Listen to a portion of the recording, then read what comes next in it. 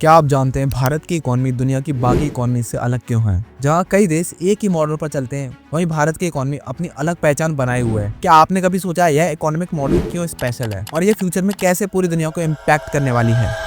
Okay, so most important event of the day, the economic survey. GDP growth rate was lower than 5.4% in 2 quarters. Of what the Indian economy can expect in the year ahead. So every economy is affected, particularly for a country like India. We are most likely to surpass Japan to become the 4th largest economy. Let's turn to India now, where all eyes are on the Reserve Bank of India. Historical context, ancient roots of Indian economy. Bharat के economic model की जड़ें हजारों साल पुरानी हैं। Ancient India में भारत को सोने की चिड़िया कहा जाता था। वहीं आचार्य चाणक्य जी का एक थॉट है, एक शक्तिशाली राज्य की नींव उसकी आर्थिक नीतियों पर टिकी होती है। आचार्य चाणक्य ने इकोनॉमिक्स में जो प्रिंसिपल दिए थे वो आज भी रिलेवेंट है। एंशिएंट इंडिया के इकोनॉमिक सिस्टम का एक इंपॉर्टेंट पार्ट था बार्टर सिस्टम, यानी कमोडिटी एक्सचेंज। इस मेथड में करेंसी का यूज नहीं होता था, बल्कि कमोडिटीज को एक्सचेंज किया जाता था। सिल्क रूट ट्रेड ने इंडियन इकोनॉमी को ग्लोबलाइजेशन बनाया। इसी के जरिए इंडिया ने मिडिल एशिया, यूरोप और चाइना के साथ ट्रेड किया। इंडिया की एंशिएंट इकोनॉमी में लोकल और ग्लोबल दोनों ही तरह के ट्रेड नेटवर्क थे, जो कि इसे दूसरे देशों से अलग बनाते थे।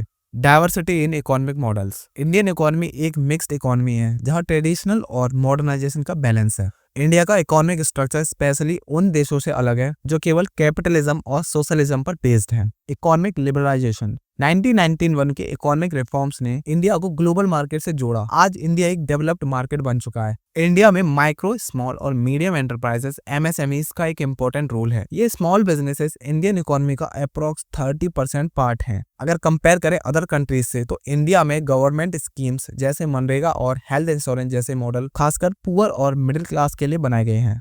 Rural urban economic divide.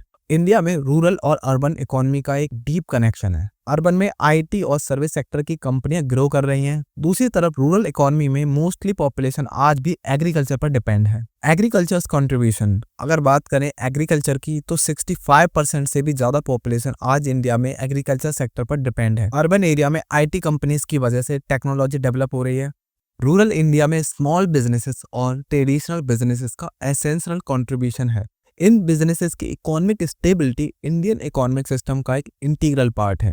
Innovation and technology adoption. India ने डिजिटल रेवोल्यूशन में एक बड़ी छलांग लगाई है। यूनिफाइड पेमेंट इंटरफेस ने इंडिया को फाइनेंशियल इंक्लूजन के मामले में ग्लोबल लीडर बनाया। 2016 में डीमोनेटाइजेशन के बाद डिजिटल पेमेंट सिस्टम ने इंडिया के मोस्टली एरिया में स्पीड पकड़ी। ISRO success. Indian space agency ISRO ने स्पेस लॉन्चेस के फील्ड में सिग्निफिकेंट सक्सेस अचीव की। Startup culture. स्टार्टअप इंडिया और मेक इन इंडिया जैसे इनिशिएटिव्स ने फॉरेन इन्वेस्टमेंट को अट्रैक्ट किया, जिससे इंडियन इकोनॉमी को और ज्यादा बूस्ट मिला है। इंडिया ने 2020 में सबसे ज्यादा डिजिटल ट्रांजैक्शंस किए, जो कि डेवलपिंग नेशंस के लिए एक माइलस्टोन था। Geopolitical influence. इंडिया की इकोनॉमी केवल इंटरनेट डेवलपमेंट पर नहीं, बल्कि ग्लोबल पॉलिटिक्स पर भी इम्पैक्ट डाल रही है। इंडिया ने ब्रिक्स और G20 जैसे इंटरनेशनल प्लेटफॉर्म्स पर अपनी पॉलिसी से ग्लोबल पर्सपेक्टिव को इन्फ्लुएंस किया है। इंडिया में FDI, फॉरेन डायरेक्ट इन्वेस्टमेंट को अट्रैक्ट करने वाली पॉलिसीज बनाई गई हैं, जैसे make in India, Atmanirbhar Bharat और ease of doing business. India की जियोग्राफिकल पोजीशन उसके political decisions global supply chain को इम्पैक्ट करती है। Cultural and ethical economy.